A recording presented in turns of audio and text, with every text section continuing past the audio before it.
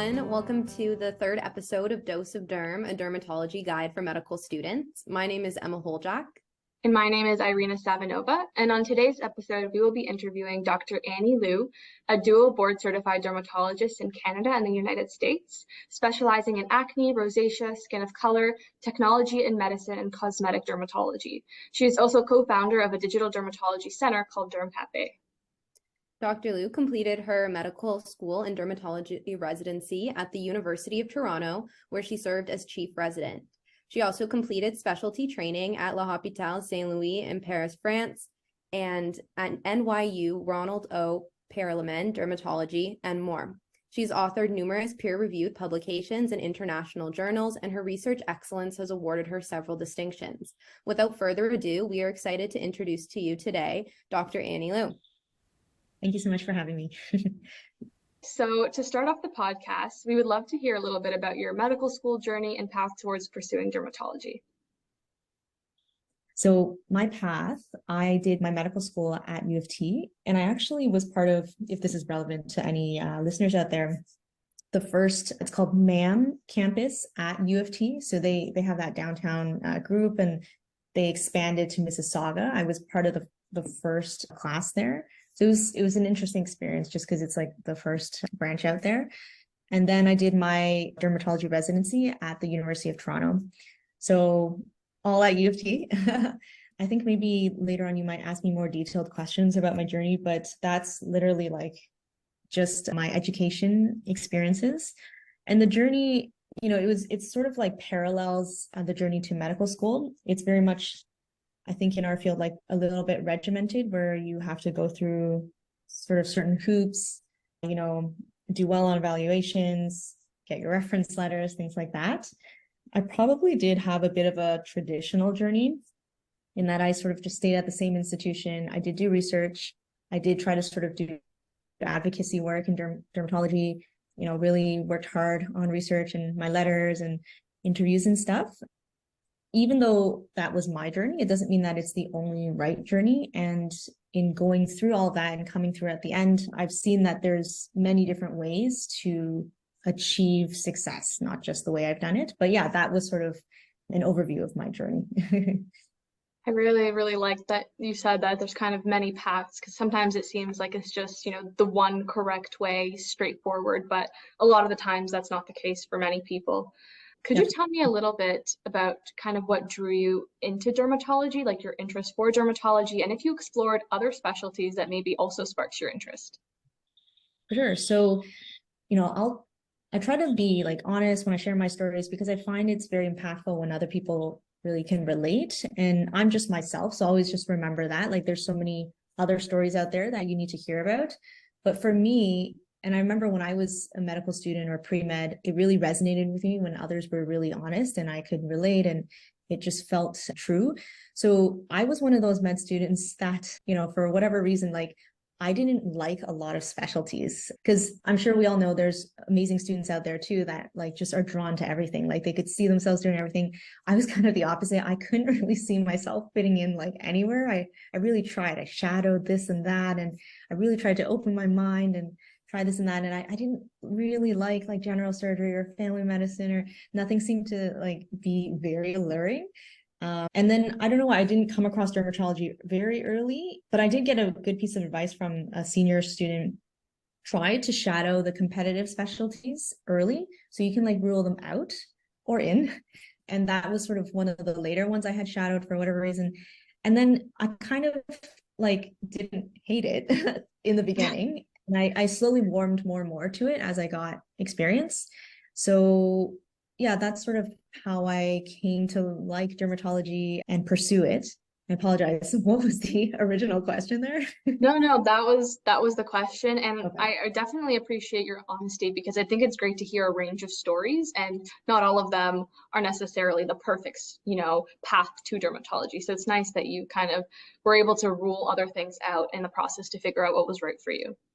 I definitely agree with that. And I think too, being a medical student, sometimes like what we get to do when we're early on in our schooling, like when we're shadowing, is actually different than when we'll be able to like practice and do those like hands-on skills ourselves and get to, interview the patients like one-on-one. So sometimes I think too, you might not know like right away from shadowing if that's it for you, just because it's not that same experience. So it kind of makes sense what you're saying. Yeah, for sure. That's something I 100% agree with. Like, I don't know if there's any way you can know for sure, no matter how, like, let's say you do like 10 hours of shadowing, you still may not, and still may not be representative of what you're actually doing after residency. For whatever reason, like you shadowed a resident who's not, doing real practice, or a subspecialist, or the preceptor was in a bad mood that day or something. So whatever way or pathway you take, it's going to be a risk to some level. But I mean, there's no other option, right? You just got to follow your heart and try something out. Yeah, exactly. Kind of on a little bit of a similar note, going back to residency and things like that, we wanted to ask you, especially for our listeners who are interested in pursuing dermatology residency in Canada, do you have any advice on things that they could be doing in medical school to make their applications stand out, or any general advice about preparing your CARMS application? Yeah, just having actually gone through it from both sides, like applying and, as a resident, you are to some extent year to year involved in the selection process. And, I certainly can't discuss confidential things, but just in general advice terms, almost my advice is like, there's no advice in a way to like try to relieve stress on this whole process. Cause it's just become every year I try to mentor people and watch people go through it. It's just, there's way too much stress to no good outcome. And I'll tell you one thing, one truth from the other side, there's so much out of your control, especially for these small programs. The smaller it is, the less I think objective it can be sometimes. And it's just so out of your control, like other factors, people's perceptions, cultural, political aspects, if you know what I mean. So the best thing is not to stress because it doesn't help, and just focus on yourself and your own strengths. That's probably very cheesy, and you all know that. But especially in Canada, where there's really not a lot of like objective markers, like we don't have a step 1 USMLE or whatever, even clinical evaluations that's really subjective. I think the biggest leverage you have is your relationships. And I see people sort of overlook that sometimes. They focus on, I don't know, just like the diagnoses, the differential, and trying to impress people with facts. But I've seen med students come through that like really didn't know a lot, but they were such great relationship builders, very empathetic, got along well with the residents, were great team players. And that carries so much more weight, because this is the one big difference between this and applying to med school. It's a job interview. Like they have to like you, especially in a small program. You have to get along with everyone, can be a good match, just like out in the real world. Because before this, we've all been studying and memorizing. So this is sort of, that's the one big difference, I think. So trying anything you can do to just heighten that and build on relationship skills, I think, is the most important. Thank you so much for that advice. I feel like, sometimes you ask and you get this whole variety of different kinds of pieces of advice. And I think that building the relationship is definitely a very applicable and doable one. Like we can all do it. So I feel like it's definitely tangible to all of our listeners.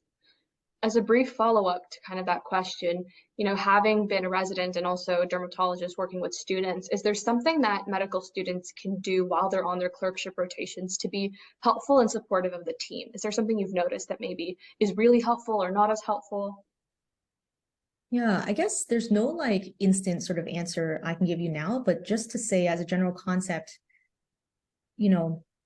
basically try to put yourself in the shoes of like everyone around you, because the truth, I think, is the residents are stressed, they're busy, like everyone is stressed and busy. We all need to chill.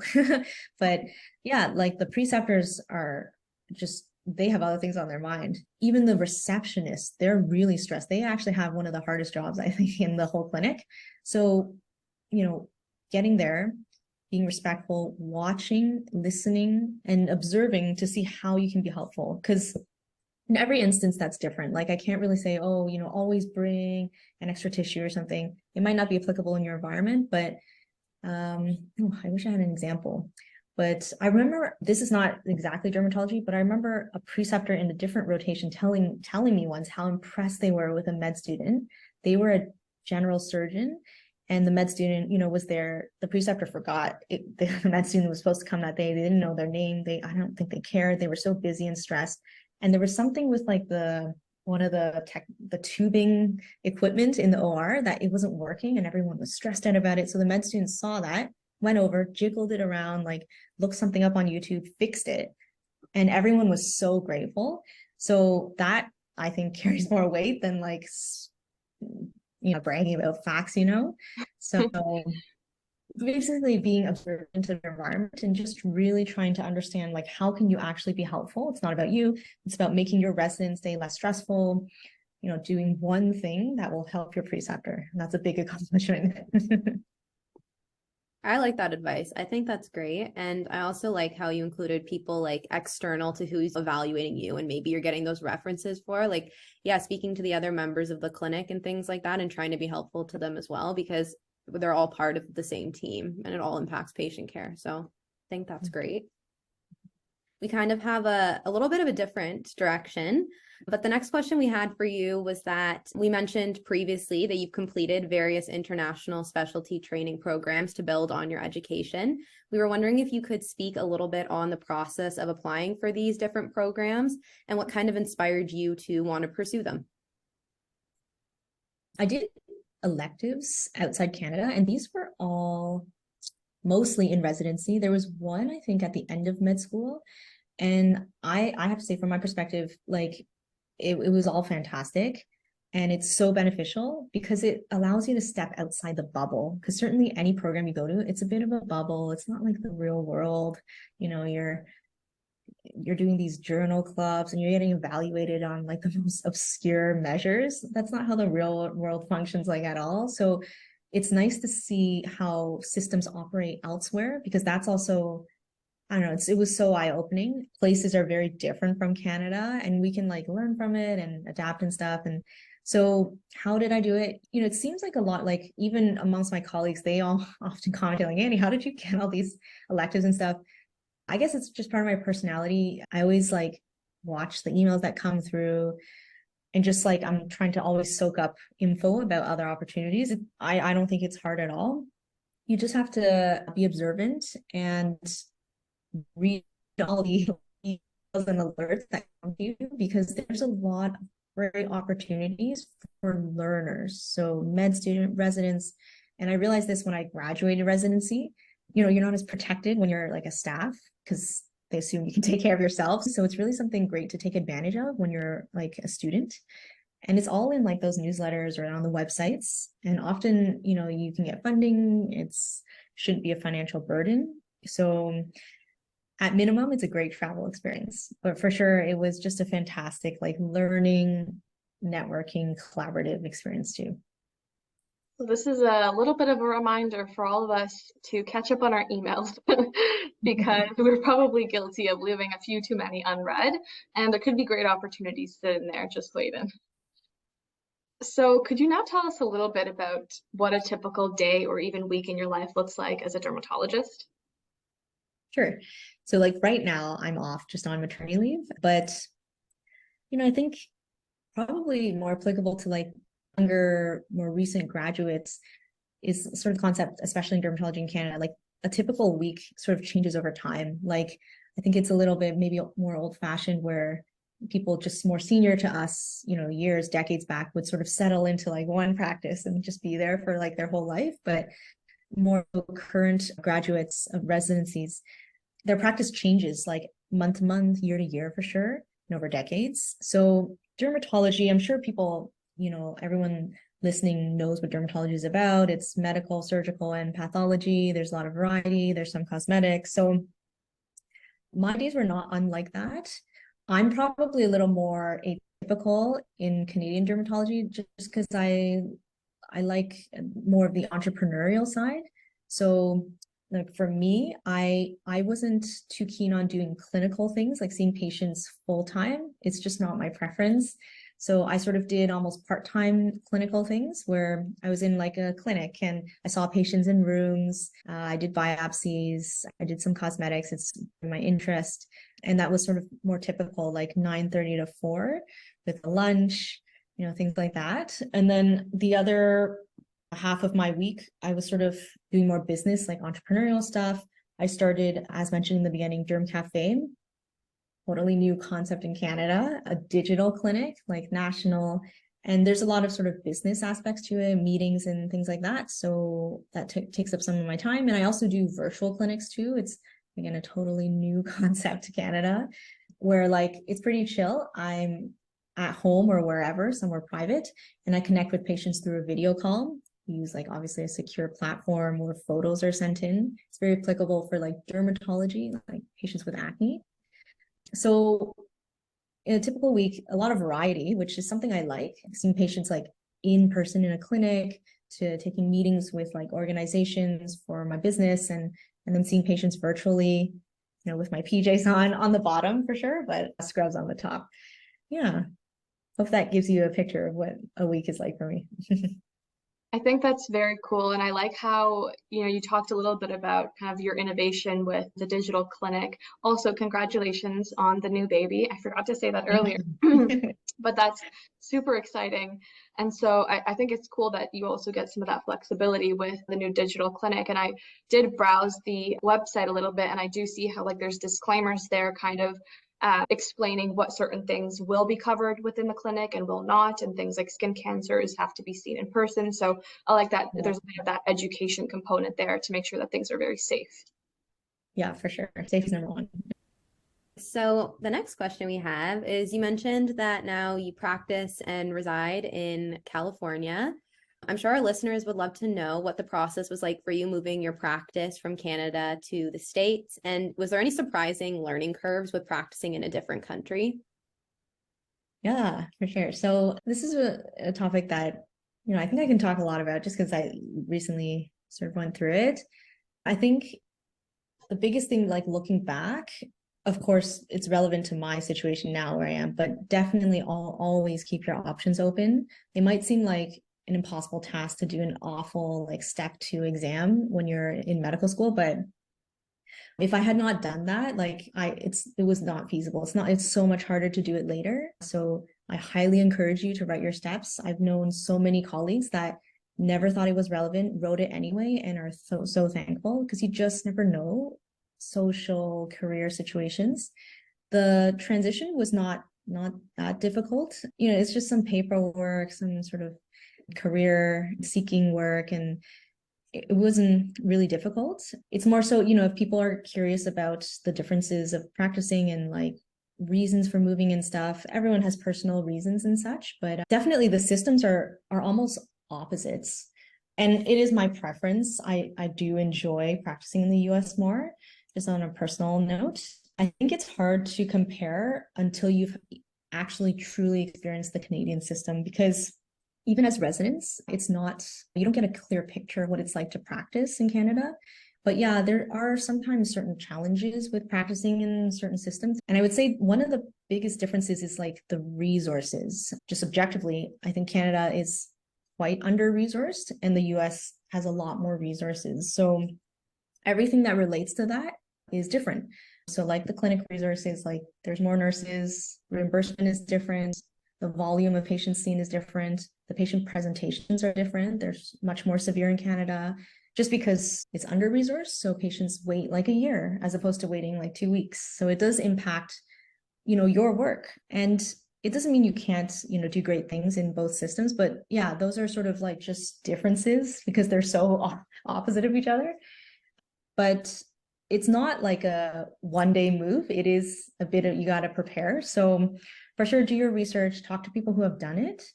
But I do see that often people maybe sometimes have a bit more of a negative, like instant negative perception or reaction to practicing medicine in the US. And I like to be sort of breaking barriers a lot with my own experiences, because I find assuming something is not the same as like experiencing and talking about it yourself. And I have to say from my own experience, it's been great so far. So just keep your mind open. There's many ways to do things. Hopefully that answers that question. It does. Yeah, that was great. And I'm glad you're enjoying practicing in the States. I bet the weather in California is amazing compared to Ontario over here.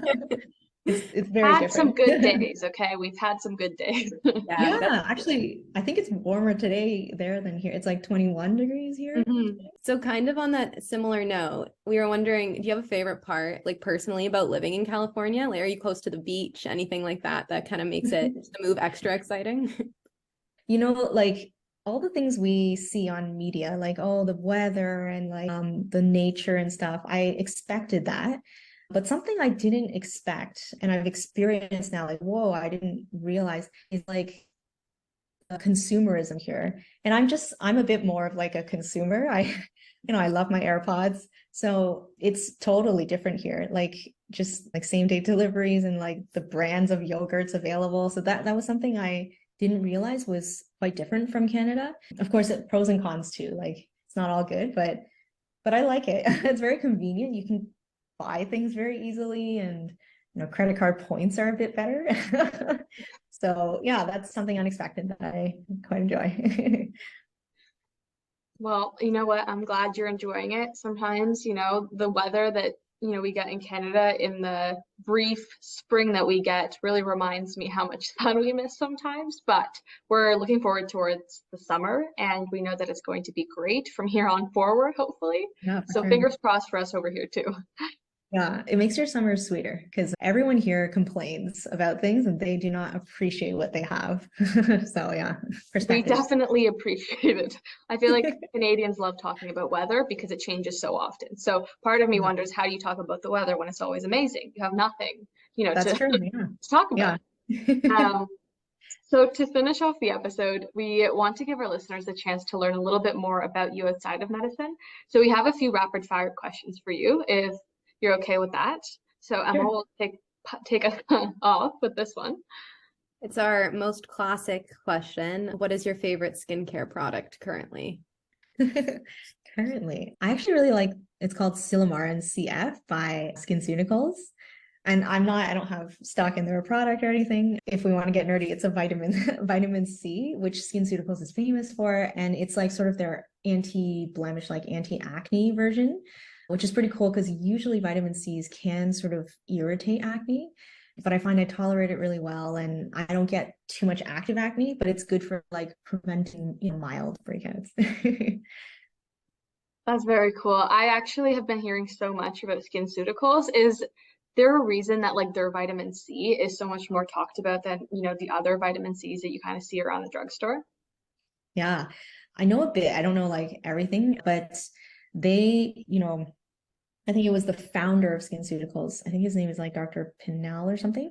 He had like discovered vitamin C reportedly through a lot of like studies that he did. So they're sort of like the OG, like original vitamin C creator, and they take their vitamin C very seriously. Like you can look into their research. They've actually published at like all these, legitimate dermatology conferences and journals. So I guess in a way they're like the leaders and the original vitamin C creators. Gotcha. So on a completely different note, what would you say your favorite travel destination is? It's probably going to sound corny, but Paris, just because, long story short, my husband and I eloped there. We just didn't, want to have a traditional wedding, just not our style. So the only way to do it was to elope, and we had a family thing afterwards. But yeah, it was very romantic to do it in Paris. That's so sweet. I actually just found out that there is going to be a direct flight from Ottawa to Paris. So if that doesn't Oh, convince you to move back, then I don't know what will. I have to think about it. Yeah, that's And then our last question is, there's two different options you could answer. It's either what's your favorite food or your favorite meal. It's a tough question. I really like French food. I've probably been to France too much, but I like just the delicate flavors. I can't even like name like one food or meal, but just as a whole category, if I'm allowed to do that, I'd say Yeah. French food. Yeah, that works. That's a good answer. I don't think I've ever had much French food, to be honest, but now I should try it. Paris through that Ottawa flight. There you go. Okay, so this kind of brings us to the end of the episode. So before we finish off, where can our listeners follow or learn more about you? So I do have social media accounts. You can search DermDoc, DERMDOC, Annie if you're interested. I post more so about like skincare and things like that. And actually, the reason we got you on this podcast to begin with is because apparently one of your followers messaged us about your account. So this is our first, live recommendation that we're able to kind of carry out. So this is a very special moment for us as well. So on that note, I'd like to thank you all for listening and Dr. Annie Liu for being here and taking the time out of her schedule to speak with us today. We hope you all have a great day, and we hope to have you back here for our next episode. If you want to keep up with our podcast, offer any feedback, or have a sneak preview of our next guest, you can follow us on Instagram and Twitter at Skin Curriculum, or on our website, which is www.skincurriculum.com. Otherwise, we hope you enjoyed this episode of Dose of Derm, and we hope you all take care.